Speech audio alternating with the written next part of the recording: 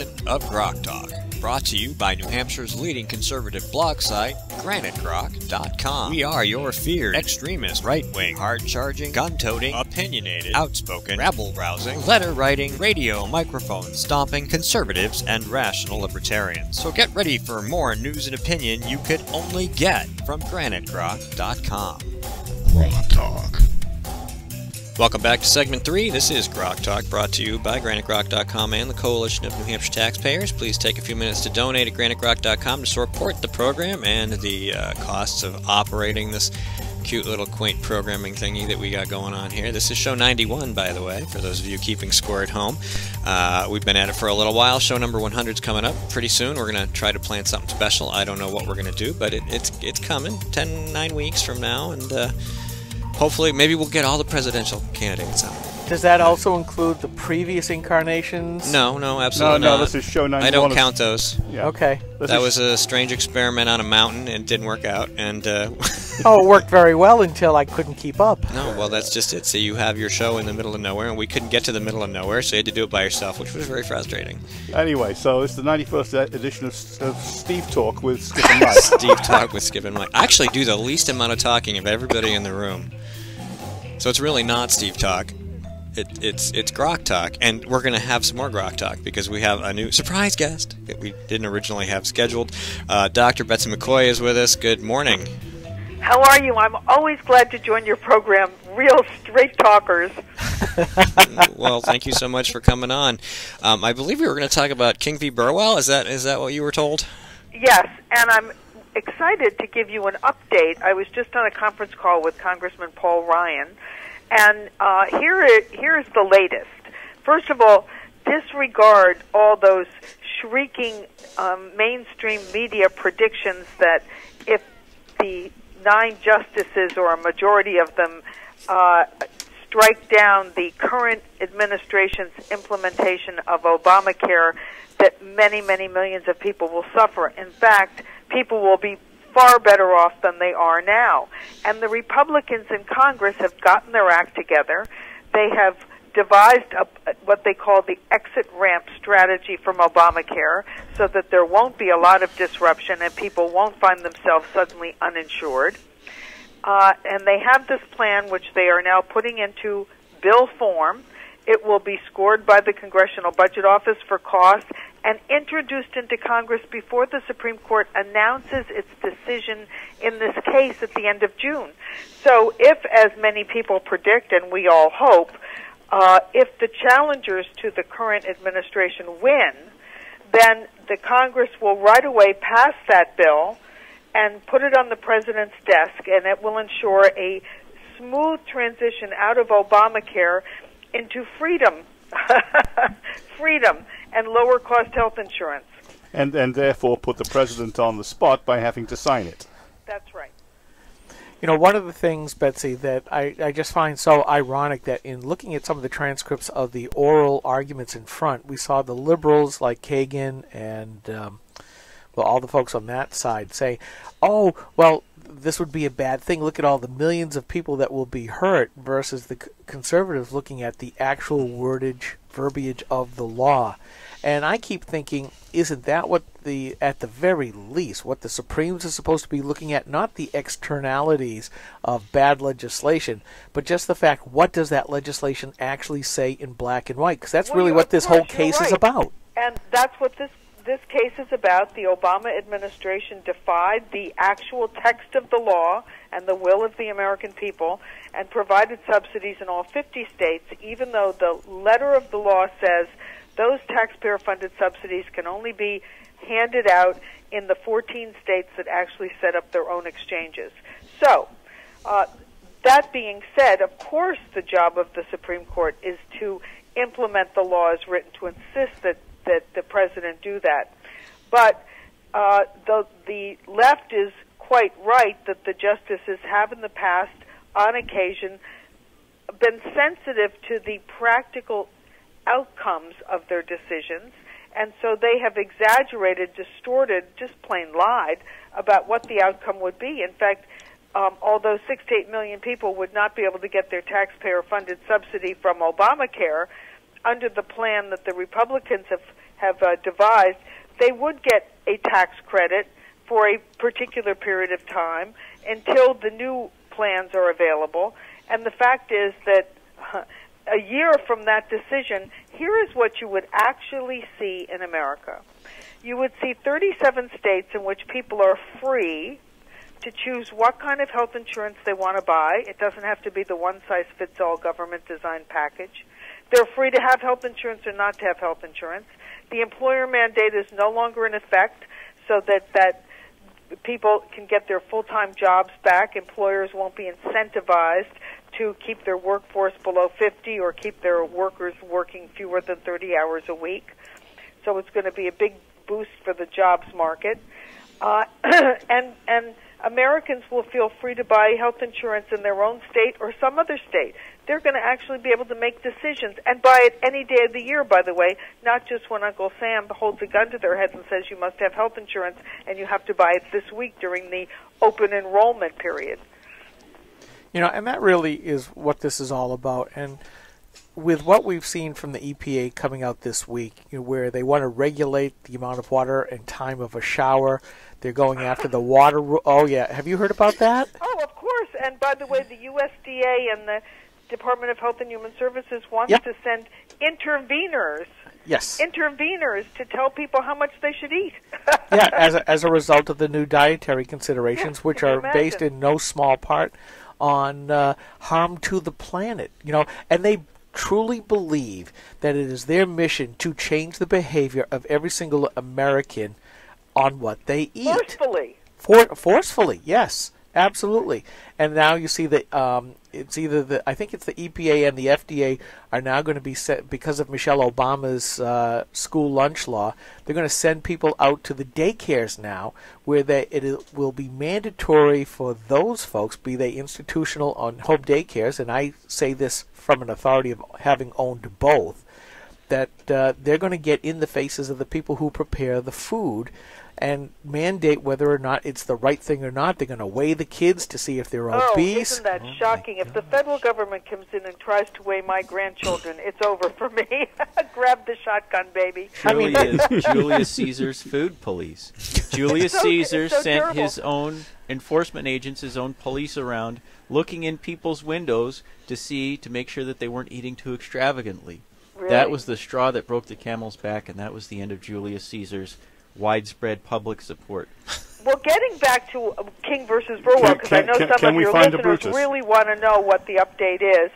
I also listened carefully as Carvin, who's the lawyer for our plaintiffs, and Ryan discussed their predictions. And, of course, it's always hard to predict how the Supreme Court will rule. We learned that big time.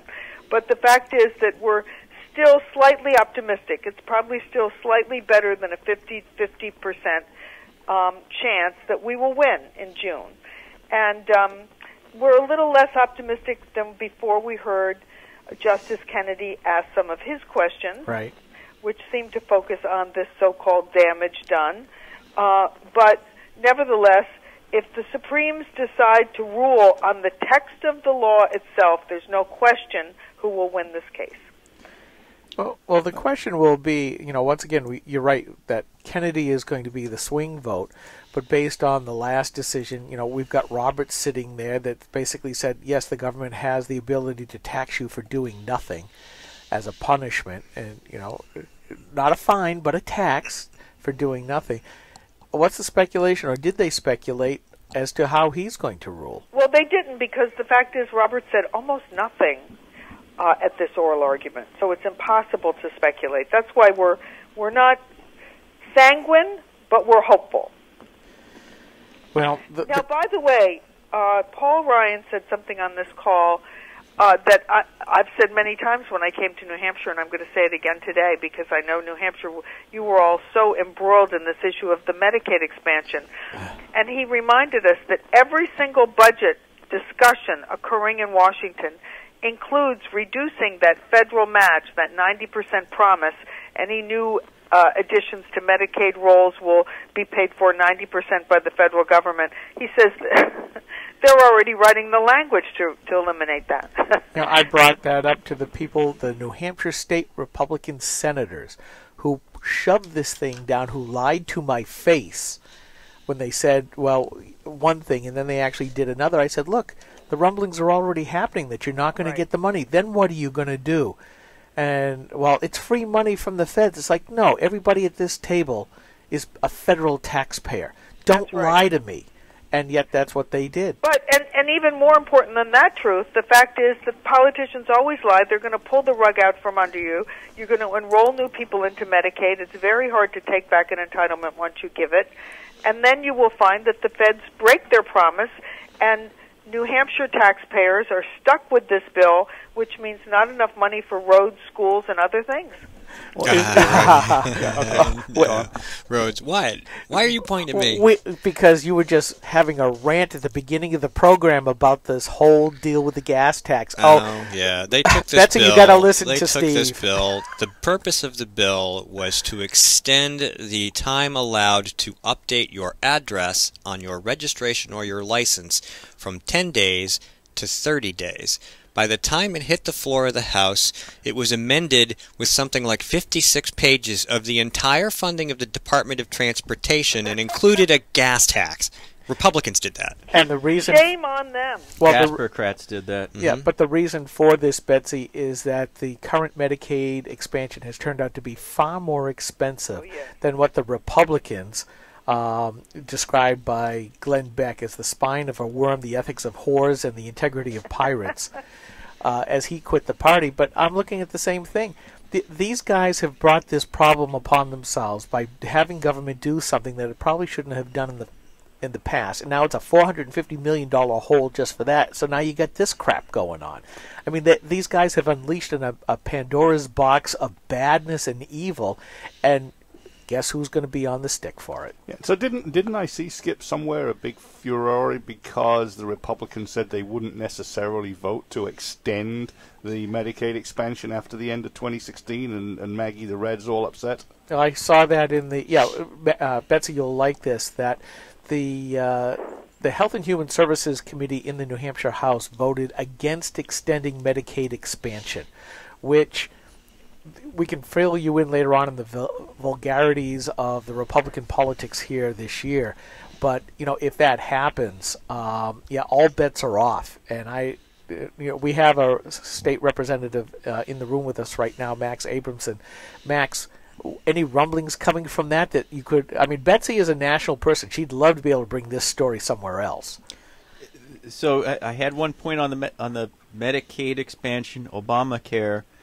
More and more people are saying not just make sure that people have insurance, but the question is how many people have quality insurance, Medicare or better. And what's happening is Obama is taking Medicare and turning it into Medicaid. He's putting large numbers of people on Medicaid. They're taking private insurance plans and they're dumbing it down and reducing it to the quality of Medicaid. So the number of people with quality insurance plans is going down every year. So yes, you have insurance, but is it really going to cover you when you really need it? When you really have to have a heart operation or cancer operation? Right. And I hear from so many young people, by the way, that they've been bamboozled into signing up for Obamacare, and then they don't realize with this $5,000 deductible, they're never going to get their money back because they may go to the doctor 2 or 3 times a year, and they're shocked to tell me that they have to pay full freight when they go to the doctor because they've got this huge deductible. So you want to? You know what would have been a better solution would have been to just get the federal government out of healthcare altogether, and just pass a law overturning what was it, McCarran-Ferguson Act of 1945. Yes. Just guarantee every private citizen the ability to buy catastrophic coverage from any provider anywhere in the country. I so agree. And don't fool them into thinking they have something they don't have. Right. All right, I think that's terrible to see. Halftime? By the way, I'm coming up to see you on April 17th and 18th, but I hear you're not going to be there at the First in the Nation. No, well, we may or may not be. Most of the people running that don't care for us very much, so we'll talk to you a little more about that after the break. I think Steve's telling us. Yep, we're going to take about 60 seconds. Stay on the phone. We'll be right back. This is a coalition of New Hampshire taxpayers. We're located at 8 North Main in Concord, New Hampshire. This is a repository for all things conservative and municipal. So if you have a problem in your town, your school, your budget committee, the right to know law, and now at the top of our list is voter fraud. You have a tip for us, some information for us, you want to join or help us out, cnht.org.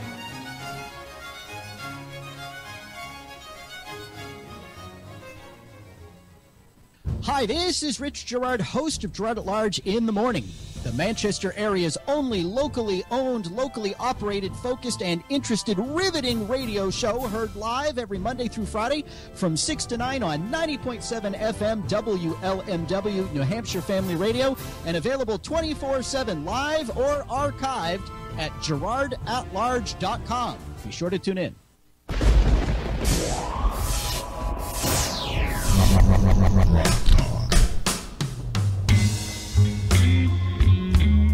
Singing the healthcare blues.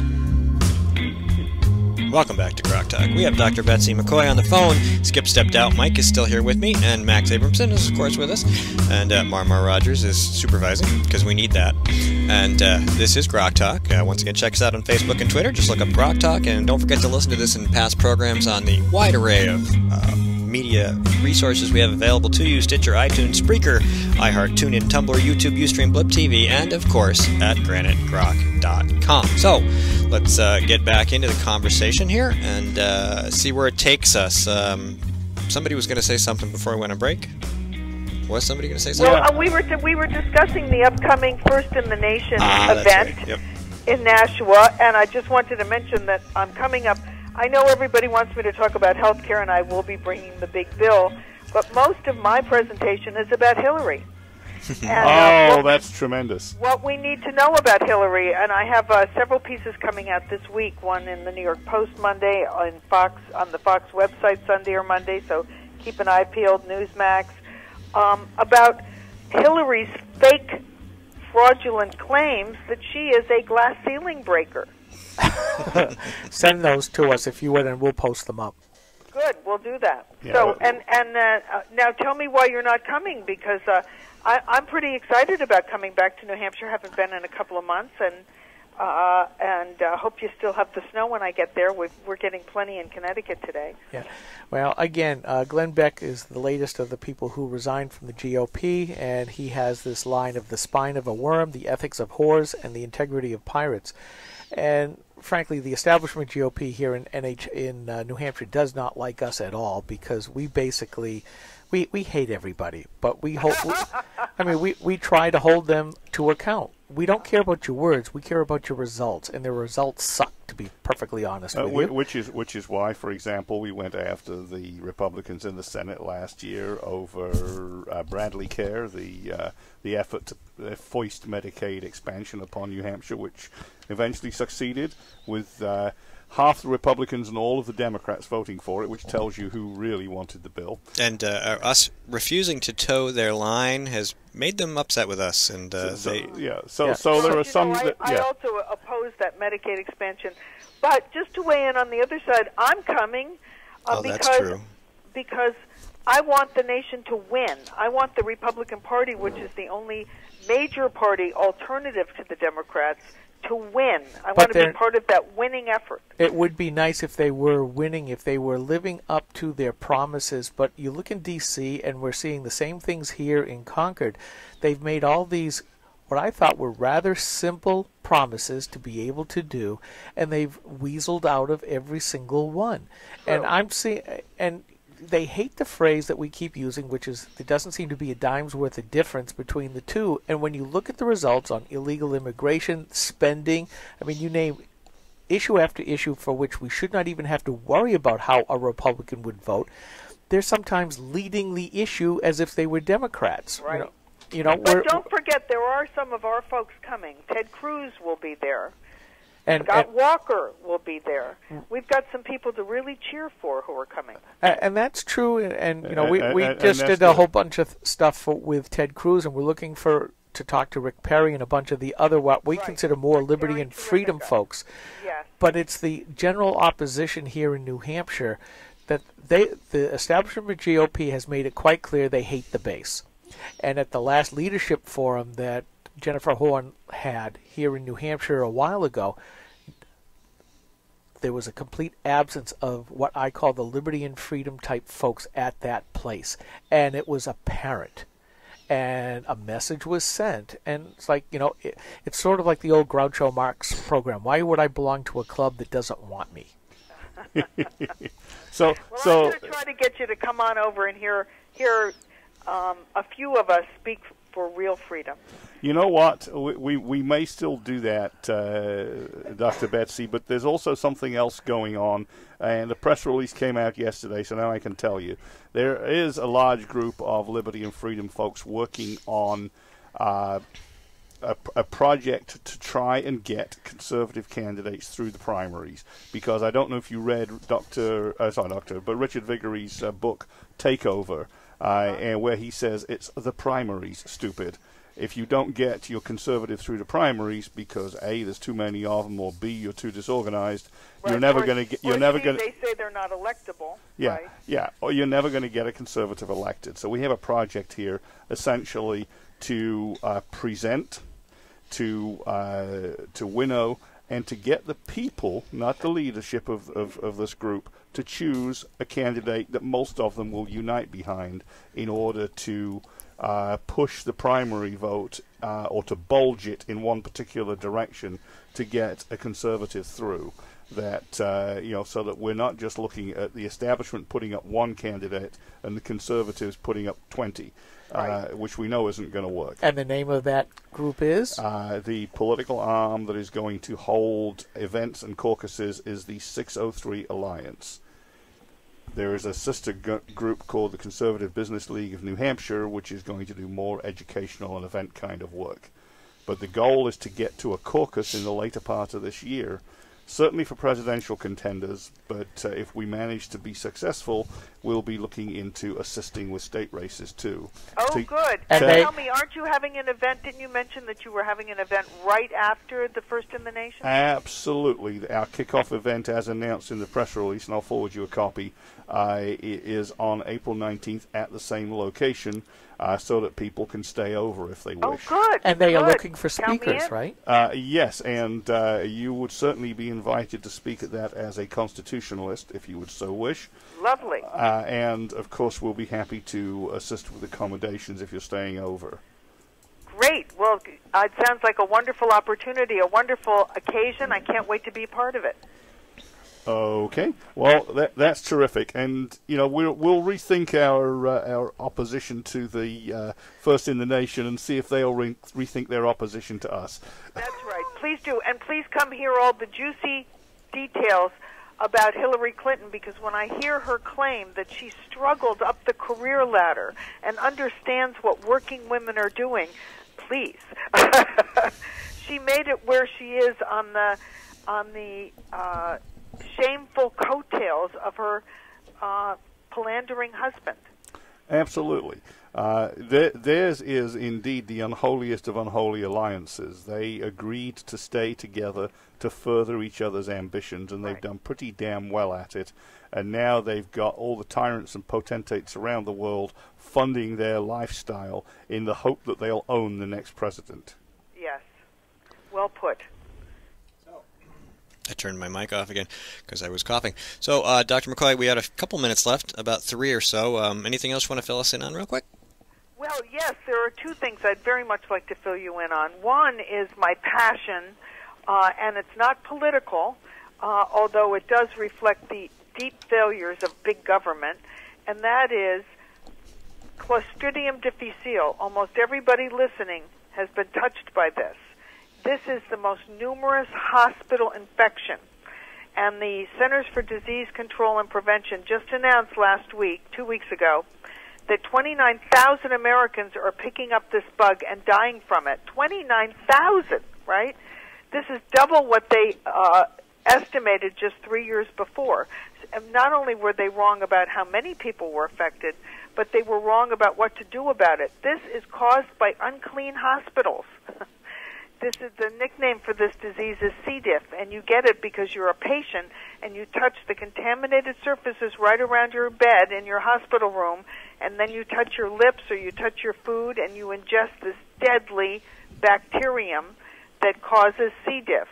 And if you come to my website, hospitalinfection.org, I can explain what to do about it. But in one sentence, here's what to do. If you're going to the hospital to visit someone you love, forget the flowers, forget the candy, bring a canister of bleach wipes and wipe all the surfaces around your loved one's bed. You could be saving their life. Wow. Okay, what's the other thing? That's what they did. Well, let me just go ahead. on for a second. As long as you like. That's what they did at the Mayo Clinic. The one thing they did, they wiped the surfaces around the patient's bed once a day with a bleach wipe and reduced this infection rate by 85%. So I ask you, why isn't every hospital in the nation doing this? We had a bill go through the New Hampshire legislature 5 or 6 years ago. The only new mandate that they came up with under that Republican majority was that every single hospital had to report its infection rate. And as soon as they had to report their infection rate, boy, their infection rates went down because they didn't want to be known as losing patients because of germs. It's a dirty kept secret, these infection rates in hospital, but it's the fourth largest cause of death in the United States. It kills more people than AIDS, breast cancer, and auto accidents combined. And firearms. Can you imagine being able to eliminate this problem, almost eliminate it, just by cleaning the hospital room? The people at Clorox are on board. So special interests. Really, this is so disturbing because the government is telling everyone that this is caused by overuse of antibiotics. That's simply not true.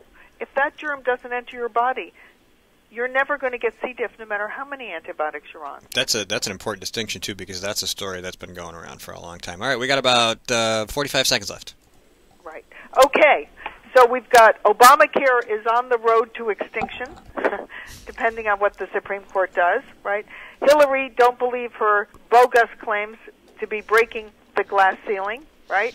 And number 3, we have to hold the line against this deal with Iran. And it appears as if even those senators who unfortunately approved Secretary John Kerry to be Secretary of State are now developing some backbone, and we will be able to stop this Iran deal. All right, outstanding. Thank you, Dr. McCoy, for on a moment's notice coming on the program. Really appreciate it, and we'll touch base with you a little later, Betsy, if that's okay. Did we lose you? Oh, we did. That's odd. Oh, dang. All right, well, thank you so much, Dr. McCoy, for spending some time with us. This is GrokTALK. I'm Steve McDonald here with Skip Murphy, Mike Rogers, Max Abramson. Coming up, the Squirrel Round. Who knows what we'll talk about? Could be anything. Might even be squirrels. We'll be right back.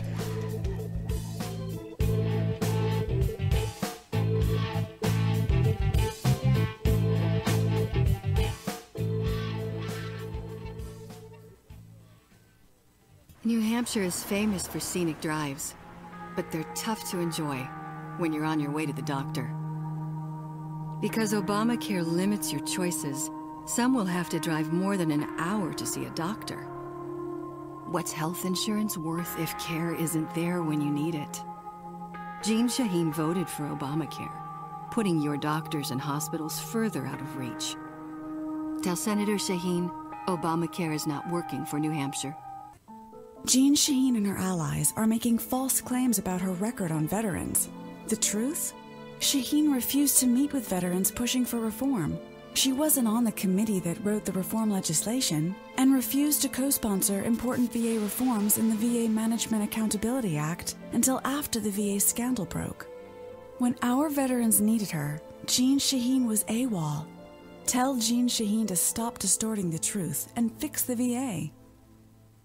Hi, this is Rich Gerard, host of Gerard at Large in the Morning, the Manchester area's only locally owned, locally operated, focused, and interested riveting radio show, heard live every Monday through Friday from 6 to 9 on 90.7 FM WLMW New Hampshire Family Radio, and available 24/7 live or archived at GerardAtLarge.com. Be sure to tune in.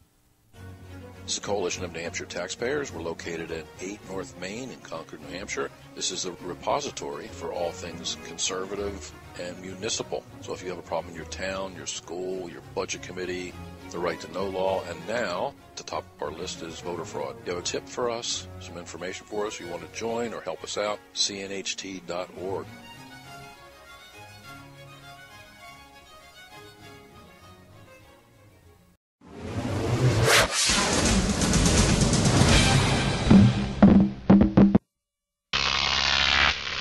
Grok TV.